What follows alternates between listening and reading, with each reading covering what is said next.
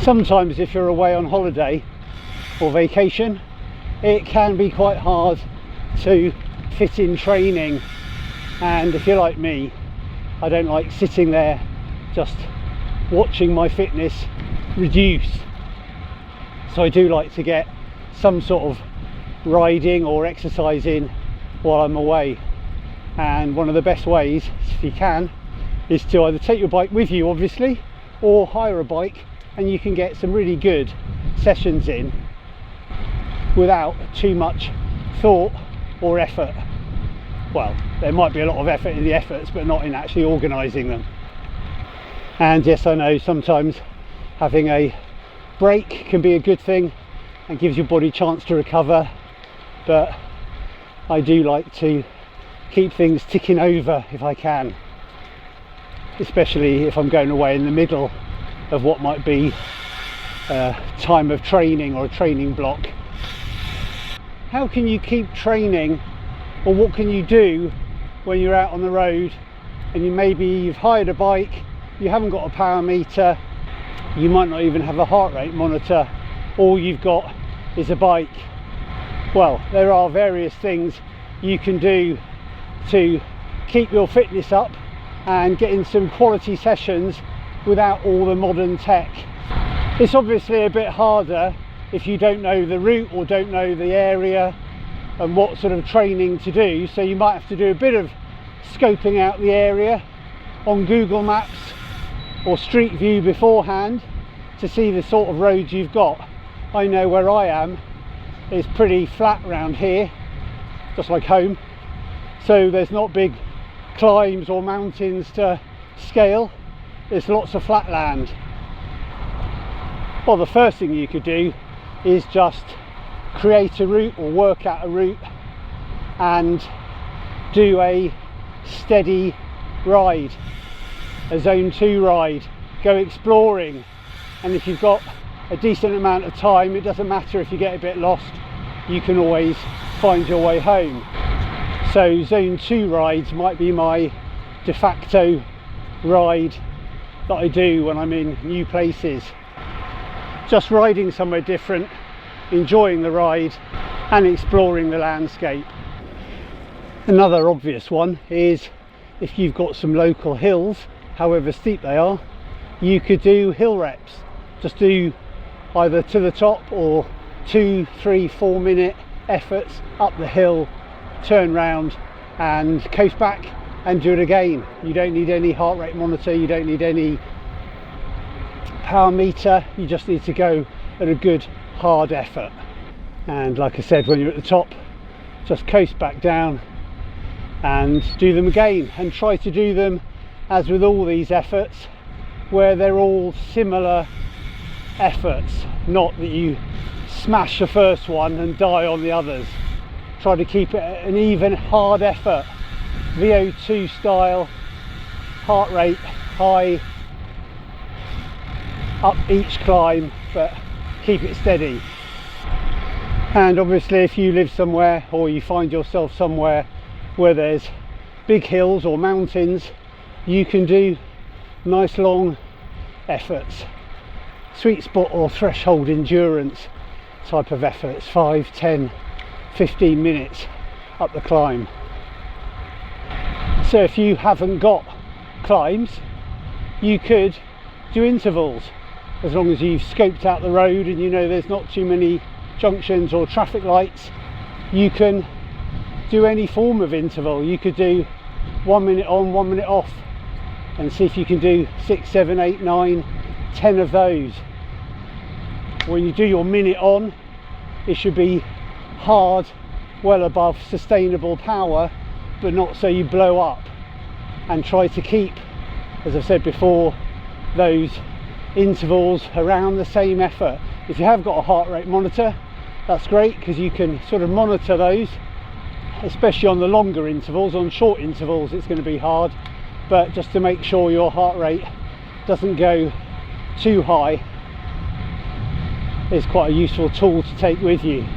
So 1 minute on, 1 minute off intervals are painful. Let's give them a go.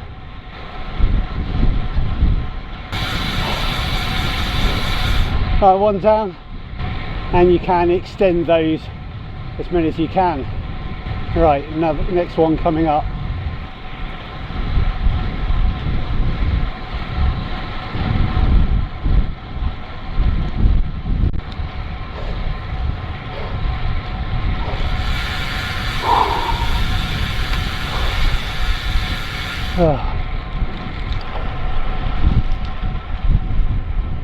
And obviously if you've got the roads, you can do longer intervals, or maybe a shallow hill like that one I was on earlier on. If it's long enough, you could be doing 2, 3, 4 minute efforts. Again, trying to go as hard as you can, but as hard as you can sustainably, so you don't die on your 3rd or 4th interval. So just as a quick recap then, you could do zone 2 longer rides, just enjoying the countryside you're in, and get some zone 2 in, build your volume in the week. You could do hill climbs and hill repeats if you've got a suitable hill you found to do them on. And finally, you can do all sorts of intervals. As I said, 1 minute on, 1 minute off is a really good one to raise that lactate. Another interval I quite like doing is if I've worked out a shorter loop of 10 miles or so, or 10 to 20 miles, something where you can ride for about an hour, is doing a short warm-up and then basically riding hard and keeping it steady but hard for an hour. A really good sort of sweet spot type of effort, and there's nothing wrong with having a couple of little breaks in between and then getting back on it.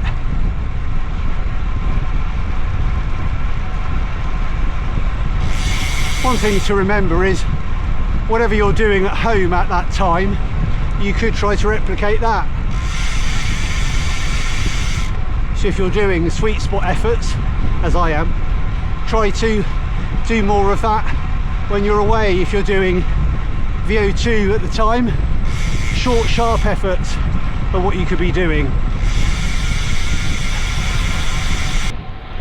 So what do you do when you're away from home? Do you train, or do you just have a week off? I guess it depends what you've got coming up, but if you've worked really hard on your fitness over the last few months, it's really hard to sit there for a week and do nothing and think your fitness is going away. Obviously, having a few days off can often be a really good break and what your body needs. So don't always feel you have to do something when just having a nice time relaxing. But what do you do? Don't forget to drop that in the comments below. One thing I always think of starting and doing is running, and taking up running, just to be able to do exercise and keep that endurance or aerobic fitness turning over when I'm away, just by going out and doing a half-hour run. How many of you run? And how do you find running, mixing it in with cycling? I know there's the classic cycling or cyclist dilemma of being pretty fit, starting running and injuring yourself because you go too hard, because aerobically you're probably finding it okay, but joint wise, ligament wise and everything else, that's a very different story. I did do some running a few years ago during the COVID period, and I did find that really hard on my hips and joints. Didn't cause any damage, but that was really hard going. But then after the COVID period was over, I sort of started riding more again and then forgot the running. But it is such a convenient way to get fit or to get a workout in. I hope you enjoyed the video. and found it useful, and until next time, bye for now.